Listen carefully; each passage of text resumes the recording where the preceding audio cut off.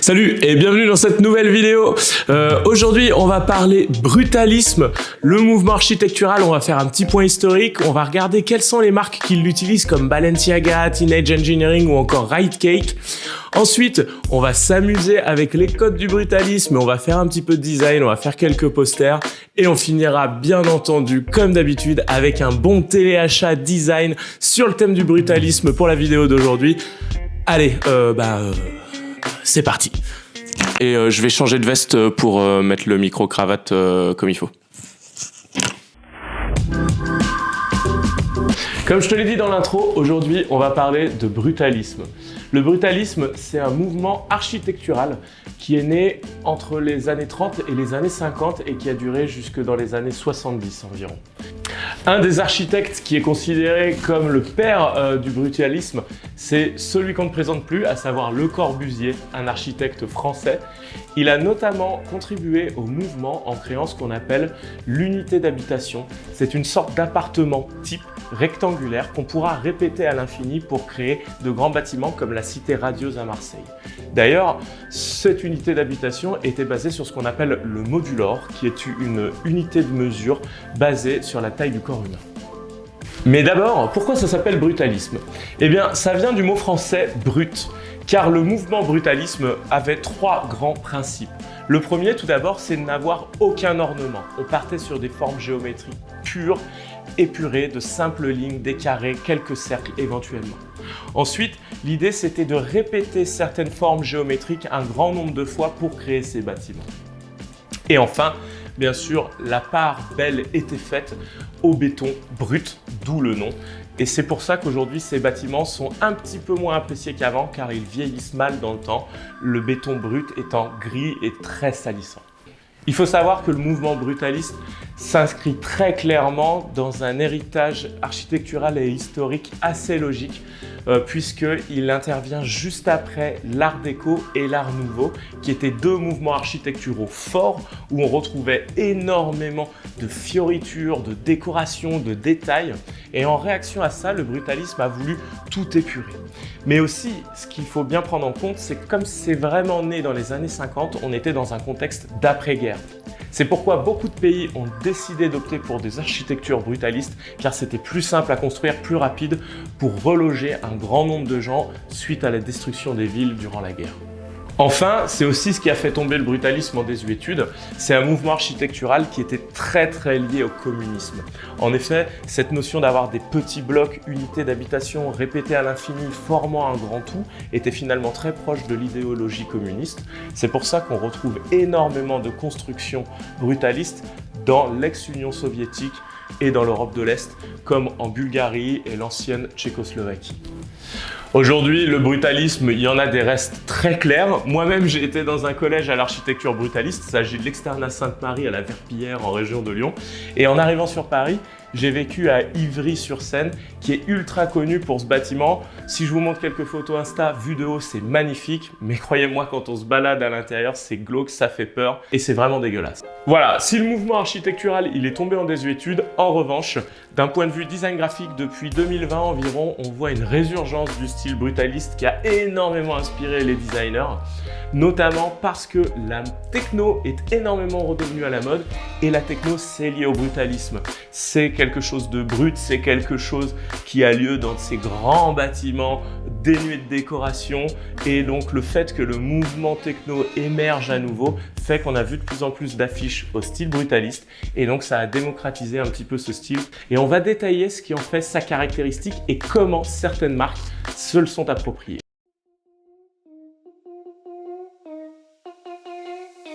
Au niveau de la construction d'une marque, réutiliser les codes brutalistes, ça revient surtout à utiliser les deux premiers éléments qu'on a vus qui définissaient le brutalisme, à savoir des formes super épurées et la répétition de certains motifs pour créer des effets de perspective. Dans le design aussi, l'impact qu'aura eu le brutalisme, c'est de choisir peu de couleurs. On va rester focus sur du noir, du blanc, du gris, éventuellement des teintes marron ou vert pâle, mais en tout cas, surtout pas de couleurs vives. On veut quelque chose qui soit très sobre au final. Déjà, on va regarder très rapidement la marque Balenciaga, parce que bon, moi je n'aime pas trop, mais c'est quand même important d'en parler. Si on va sur leur site internet, on peut vraiment voir que le site est ultra brutaliste. Ils sont revenus un petit peu en arrière depuis quelques années, ils ont mis des grandes photos sur la homepage, mais si on va dans le catalogue produit, alors là, tous les codes du brutalisme sont vraiment utilisés. Ne serait-ce que la navigation déjà, noir, blanc, aucune couleur, aucun encadré promotionnel. Et pour les produits, ils sont tous dans des grandes cases blanches, des textes petits avec une typographie sans sérif sobre et des contours noirs clairs qui les délimitent. C'est très boxé.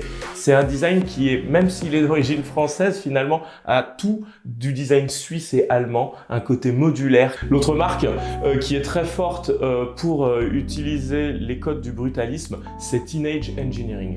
J'adore cette marque. C'est une marque qui vend des objets destinés à faire de la musique. J'en ai déjà parlé dans d'autres vidéos et qui veut retourner vraiment sur le côté brut de l'appareil électronique. Au niveau des codes de la marque, eh ben, si on va sur le site, c'est très simple. Comme vous le voyez déjà, on va retrouver une typo en light, sobre, sur fond noir ou fond blanc. La typo avec un petit coup de fonte ninja, on se rend compte que eh bien, c'est la typo univers, qui est donc vraiment une des typographies de base dans du monde moderne, qui est une des 100 sérifs les plus utilisées. Pour les codes du brutalisme, on verra aussi que souvent sont utilisées les typographies Futura, mais surtout Helvetica. Encore une fois, le brutalisme, c'est aller droit à l'essentiel. C'est vraiment la fonction avant la forme, avant le design. On enlève complètement la forme, on est pur. Et pour Teenage Engineering, avoir choisi le brutalisme, c'est parfaitement logique puisque quand on regarde les produits qu'ils vendent comme leur série de Pocket Operator, ils ont vraiment voulu revenir à l'essentiel de la fonction. Et même leurs objets sont designés de manière brutaliste. Ici, on le voit bien, ce sont des plaques de fer avec des connecteurs et tout a l'air de graphique, tout a l'air de légende dans un diagramme scientifique. Il n'y a rien d'ajouté. Tout passe par la fonction, pas de forme. On retrouve bien les codes que je vous disais à l'encontre de l'art déco. Aucun élément décoratif, aucun élément superflu. La moindre ligne tracée est pensée et a une fonction, soit dans le design de marque, soit dans le design du produit. Enfin, dans la même veine, la marque Ride Cake propose à leurs clients des vélos électriques, des mobylettes, tout un tas de moyens de déplacement à deux roues pour la ville, pour les citadins. Et là, ce qu'on retrouve d'héritage du brutalisme, c'est vraiment au niveau du design produit, puisque comme vous pouvez le voir, ce sont des produits qui sont modulaires, on peut les assembler. Encore une fois, on retrouve ces éléments qui vont être réutilisés comme dans le brutalisme, et il n'y a encore une fois aucune décoration. Toutes les lignes sont géométriques, toutes les lignes sont droites, maximum cylindriques, mais il n'y a pas de courbe, il n'y a rien d'inutile. Ça, c'est l'héritage direct du brutalisme.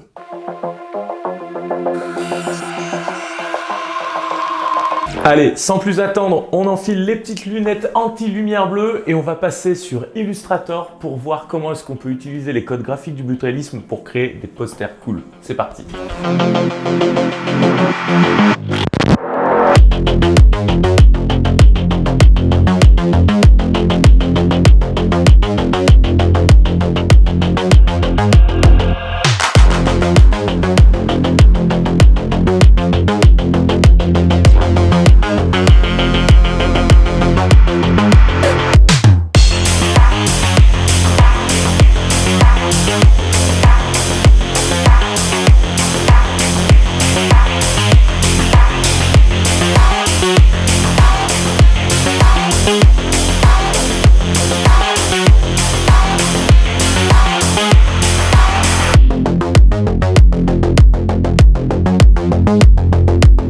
Bon alors comme tu peux le voir, j'ai expérimenté pas mal de trucs, j'ai essayé de recréer des immeubles en brutalisme pour faire des posters mais ça m'a pas plu. Bon, c'est pourri, on va pas se mentir, on décide de repartir de zéro, on va faire simple et épuré.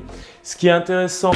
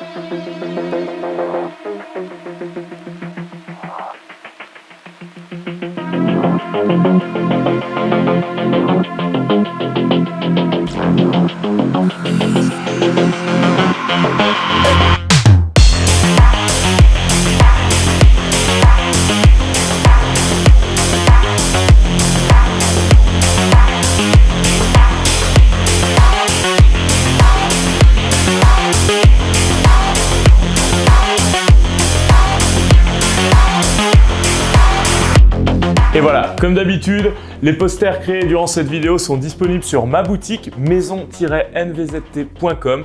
Plein de trucs cool, du graphic design pour ton intérieur, il y a des coussins, des posters et d'autres choses à venir très bientôt.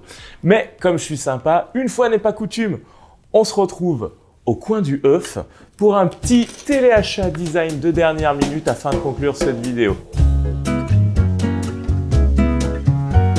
Aujourd'hui, je te propose deux trucs super cool pour la déco en rapport avec le brutalisme. Tout d'abord, Mix, si tu connais pas, c'est une marque de meubles, à savoir des commodes, des bibliothèques, des canapés sur mesure. Ils ont un configurateur en ligne qui va te permettre de vraiment créer le meuble dont tu as besoin, à la taille dont tu as besoin, avec les matériaux et les couleurs que tu veux. Tu peux jouer avec, c'est un configurateur 3D qui te permettra vraiment de te rendre compte de ce à quoi ton meuble ressemblera à la fin.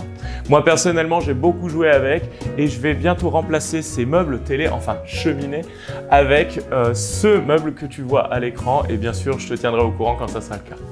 L'autre objet design super cool de la semaine en rapport avec le brutalisme, c'est chez Houseplant, qui est la marque géniale de Seth Rogen, le mec qui fait des stoner movies. Il a créé une marque de déco d'intérieur en rapport avec son autre activité, à savoir le cannabis, et oui, c'est légal en Californie. Et il a créé notamment ce cendrier qui est magnifique, c'est un bloc rectangulaire et si on l'ouvre, il fait à la fois briquet, cendrier de table.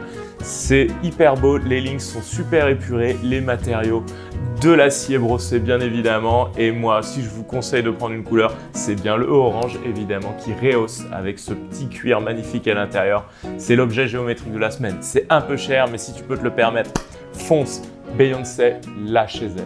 Et voilà, c'est déjà la fin de cette nouvelle vidéo design sur le thème du brutalisme. J'espère que tu as apprécié. N'hésite pas à me dire en commentaire s'il y a d'autres rubriques que tu veux voir, des choses que tu veux moins voir, des choses plus longues, plus courtes.